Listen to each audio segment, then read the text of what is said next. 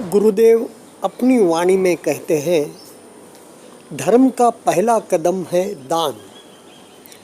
उदार चित्त होकर बिना दंभ के गृहस्थ ने दान करना चाहिए। धर्म का पहला कदम भी दान है, अनिवार्य भी दान है। धर्म का अनिवार्य अंग है दान, पर धर्म का अंतिम कदम दान नहीं है। शील समाधि प्रज्ञा में पुष्ट होने के लिए दान आपको अवश्य कुछ सहयोग जरूर देगा। और जैसा कि अभी तक मैंने सुना है, समझा है, केंद्रों के लिए, शिविरों के लिए ध्यान का पुष्ट होना, ध्यान की पारमिका केंद्रों का पुष्ट होना सर्वोपरि है। उसके बाद है सेवा से केंद्र पुष्ट होना। जैसा व्यक्ति है वैसा ही केंद्र भी है। और तीसरा अंतिम पर महत्वपूर्ण अवश्य है दान या अर्थ, पैसा। तो ये तीनों बातें अनिवार्य है केंद्र के लिए भी, वैसे व्यक्ति के लिए भी साधना, शील समाधि प्रज्ञा अनिवार्य है और दान भी आवश्यक है। साधकों, अब कुछ बात करेंगे हम कि हमारा अधिष्ठान पुष्ट हो ताकि समाधि भी पुष्ट हो, समाधि भी हमारी अडोल अविचल लगे, ताकि प्रज्ञा में हमारा जो प्रवेश है, बुद्धि या कहें मन सूक्ष्म और तीक्ष्ण हो जाए, penetrating mind, piercing and penetrating mind बन जाए, तो हमें धर्म में प्रगति का एक समाधान मन में, जैसे बोलते हैं ना, समता का सुख परम सुख, उस प्रकार का मिले। तो इसलिए हम ऐसा दैनिक जीवन में भी क्या कार्यकलाप कर सकते हैं। तो मैंने पाया, अब यह बात ध्यान गौण न हो जाए जब यह बात कर रहे हैं, तो जो व्यक्ति अब जिसका बैठा काम है, बैठकर काम ज़्यादातर लोग करते हैं, तो उनके लिए आवश्यक है ध्यान भी बैठकर करेंगे, दोनों भी बैठकर हो जाएगा तो बैठा ही हो जाएगा। तो शरीर थोड़ा सा शरीर का ढांचा अलग बन जाएगा, स्थूलता आ जाएगी, और फिर स्थूलता आएगी तो प्रमाद वगैरह भी आएंगे। तो इसलिए, और समाधि या अधिष्ठान पुष्ट नहीं होगा। तो इसलिए क्या है, ऐसे व्यक्ति जिनका बैठा काम है, वे हो सके तो जितना रनिंग, तो क्या कहूँ, रनिंग भी करना चाहिए, लेकिन ग्राउंड नहीं है, फिर और भी भय हैं अपघातों के, तो रनिंग नहीं कहूँगा। ट्रेडमिल कर सकते हैं, लेकिन नहीं तो चलना बहुत अच्छी चीज़ है, और तेज चलना। और तेज चलते वक्त भी जैसा हम इरियापथ में करते हैं, वैसा सारा ध्यान शरीर की हलन चलन की ओर चल रहे हैं। आगे चल रहे हैं तो आगे चल रहे हैं, पीछे भी चल सकते हैं ना, तो पीछे चल रहे हैं तो पीछे चल रहे हैं, या मैं कहूँगा जहाँ जहाँ शरीर के अंग की हलन चलन है उस पर यानी कि स्थूल ध्यान करना चाहिए। उसकी के साथ साथ यह भी कर सकते हैं, इस दूरी से उस दूरी तक मन में कोई विचार वितर्क नहीं उठे और मेरा ध्यान पूरा सांसों पर या शरीर पर ही रहे, कोई विचारहीन अवस्था में रहूँ मैं एक विशेष दूरी को जाने तक, फिर उससे ज़्यादा दूरी को जाने तक, फिर उससे ज़्यादा दूरी को जाने तक, इस प्रकार मेरा ध्यान भी होता रहे। पर बैठकर ध्यान करने की अनिवार्यता है, उसे कोई सब्स्टिट्यूट नहीं है। चलते फिरते ध्यान का ये बात नहीं है, सिर्फ इसलिए कि अब सारे वक्त तो बैठकर ध्यान नहीं हो सकता। बैठा काम किया है तो उसके बाद इमीडिएटली बैठा ध्यान मत कीजिए, बिल्कुल आप वॉकिंग कीजिए, ट्रेडमिल पर चलिए, या फिर तितली भी कर सकते हैं आप। तितली का अभ्यास, जैसा बैठकर दोनों पैरों को मोड़कर, हाँ, वह जैसा बटरफ्लाई कहते हैं उसे, बटरफ्लाई के जैसे पैरों से पैरों को हिलाना। तो यह अभ्यास, पैरों का अभ्यास अनिवार्य है, बहुत आवश्यक है ध्यान के साधकों के लिए। क्योंकि क्या हो जाता है, हम बैठकर 1 घंटा 2 घंटा 3 घंटा ध्यान कर लेते हैं, या फिर बैठकर हम हमारा जॉब भी करते हैं, तो फिर अनिवार्य है कि पैरों के व्यायाम हम अवश्य करें, वरना फिर जकड़न अकड़न या फिर शरीर की तंदुरुस्ती की ओर अगर ध्यान नहीं रहेगा तो फिर आलस्य, प्रमाद, निद्रा में खलल, इस प्रकार की बातें होगी। तो यह आवश्यक अनिवार्य है। और जो लोग कंप्यूटर पे काम करते होंगे, मोबाइल या कंप्यूटर पे ज़्यादा, ऑनलाइन पर ज़्यादा काम करते होंगे, उनका आवश्यक है कि ध्यान जब करे वे आनापान करे, आनापान के बाद सांसों पर ध्यान करने के बाद में वे थोड़ी देर तक जब विपश्यना कर रहे हैं तो दोनों आँखों पर एक साथ ध्यान करें, या एक एक आँख पर विशेष थोड़ी देर ज़्यादा रुके। जैसे गुरुदेव यह भी कहते हैं ना, जो अंग बेहोश है उस पर थोड़ा आपको ज़्यादा काम करना चाहिए, वहाँ पर धैर्यपूर्वक, समतापूर्वक वहाँ पर रुकना चाहिए, वहाँ पर रुककर उस अंग का दर्शन करना चाहिए। बेहोश है, अर्धमूर्छित है, मूर्छित है, या दुखाव है उस अंग पर, कोई पुरानी बीमारी के कारण भी है, तो वहाँ पर आप रुकिए।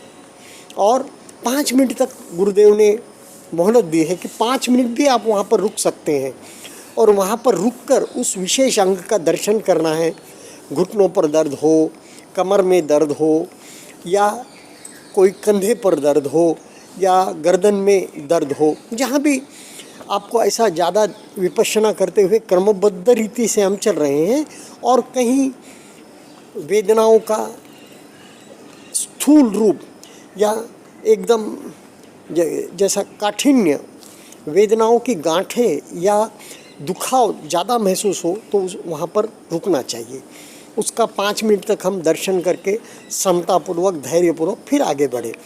उस वक्त आप यह भी कर सकते हैं कि वहाँ पर रुककर छेदन भेदन के ज़रिए, छेदन भेदन करते हुए, छोटा छोटा अंग करते हुए, उसका छोटे अंग पर ध्यान करते हुए, उसका जो ज़्यादा से ज़्यादा कहाँ उसका दर्द है, यहाँ मैक्सिमम दर्द है, फोकल पॉइंट कहाँ है उसका, या जिसे कहते हैं ना अर्थक्वेक का एकदम सेंटर पॉइंट कहाँ है, ऊपर के स्तर पर सेंटर पॉइंट, और भीतर गहराइयों में त्वचा के अंदर भी सेंटर पॉइंट कहाँ तक है, ग्रेविटी उसकी, जो दुखाव दर्द की अति मात्रा या घनघोरता कहाँ तक है, अंदर तक भीतर तक कहाँ तक है, जहाँ जाके वो समाप्त हो जाएगा, या जहाँ जाके बहुत ज़्यादा दर्द है वहाँ तक पहुँचे, फिर ऊपर तक आए, फिर ऊपर तक आके बढ़ते गए, आगे बढ़ते गए,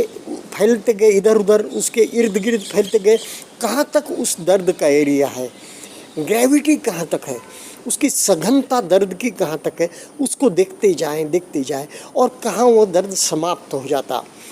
यह बदलाव जो है ना, कहाँ वहाँ दर्द समाप्त हो जाता, उसके बाद वहाँ दर्द नहीं है उस अंग में, उस अंग से आगे बढ़ने के बाद में वह दर्द नहीं है, वहाँ कौन सी संवेदना है, वहाँ भी जाने। तो यह बदलाव जब आप देखेंगे तो आपको एक समता का बहुत अच्छा सुख आनंद मिलेगा। और हम समता में हैं, हम अनित्य बोध में हैं, उदयवेह के बोध में हैं, उदयवेह ही देख रहे हैं हम। स्थूलती अब हमारी कम से कम दुखद संवेदना नहीं है, यानी कि कुछ न कुछ सुखद संवेदना है, बेहोशी है, उसे जानकर आगे बढ़ना है। इस प्रकार शरीर का हम निरीक्षण करते हैं, अंगों का निरीक्षण करते हैं। तो अब ये जब आप बटरफ्लाई वगैरह करेंगे, तितली के जैसा बैठकर करेंगे, पैरों के व्यायाम करेंगे, तो आपका अधिष्ठान ठीक प्रकार से होगा। तो आँखों की बात आ रही थी, जो लोग, अब मैक्सिमम लोग इस पर ही काम करते हैं, कंप्यूटर्स पर, ऑनलाइन पर। तो वे लोग ध्यान करें अपनी, जब विपश्यना में क्रमबद्ध रीति से आए तो आँखों पर कुछ देर ठहरे, पलकों को देखे, आँखों को देखे, कहीं खिंचाव है, कहीं दुखाव है, कहीं दबाव है तो देखें। wherever attention goes, where attention goes, energy flows बोलते हैं, चेतनता आ जाती है बोलते हैं, वहाँ पर चैतन्य आ जाता है कहते हैं। तो हरकत में विपश्यना कर रहे हैं हम, तो उन अंगों का निरीक्षण करना चाहिए। फिर दूसरी आँख पर, दाहिने आँख पर देख के बाएँ आँख को देखे, जाने 5 मिनट तक रुके, भौंों को देखे, पलकों को देखे, वाइट आईबॉल को देखे, फिर रेटिना, और फिर वहाँ पर रुककर अंदर तक, भीतर तक जाने की कोशिश करें, फिर रुक जाए, फिर आगे बढ़ के चेहरे का निरीक्षण करते जाए। इस प्रकार, क्यों कि अब आँखों से बहुत काम हो रहा है, तो इस कारण आँखें हम धीरे से पलके मूंद लेते हैं हल्के से, तब तो आँखों को ध्यान में तो आराम मिलता ही है, फिर भी ऐसा करने से और अधिक लाभ होगा। और अब हमने आँखों का कर लिया निरीक्षण, इस प्रकार शरीर का स्कैनिंग हम करते जा रहे हैं। हम किसी विशेष संवेदनाओं का आह्वान भी नहीं करते। जैसे गुरुदेव पहले कहते हैं ना कि हम कहीं किले पर आपको बिठा नहीं रहे हैं, किले ठोका हुआ आसन है। पहले होता था ना, मैंने देखा है, योगी लोग क्या करते थे, कीलों का नीचे से कील का वहाँ ऊपर नुकीला हिस्सा है और नीचे से कील ठोका हुआ है एक लकड़ी के एक पाटी पे, जहाँ पर आप बैठ सकते हैं। लकड़ी की पट्टी है बड़ी सारी, और उसके नीचे से किला भोग दिया गया है, ऊपर किला आया हुआ है, और योगी लोग उस किले का आसन बनाकर, एक 200-400 किले ठुके हुए हैं नीचे से, और उसके ऊपर नुकीले नोक हैं, और उस पर बैठकर वे आसन लगाते थे। और जैसा पंचाग्नि गुरुदेव ने कहा ना, वैसा यह भी करते थे कार्य, जिससे कि वे वेदनाओं का अनुभव करें और उन वेदनाओं के प्रति, उन तीव्र जो दर्द है उसके प्रति वे समता में रहे।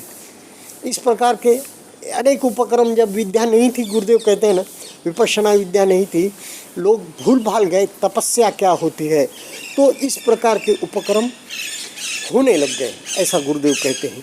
तो हमको तो वैसा कुछ करना नहीं है। तो फिर जो हो रहा है उसका साक्षी भाव, दृष्टा भाव से सिर्फ निरीक्षण चल रहा है।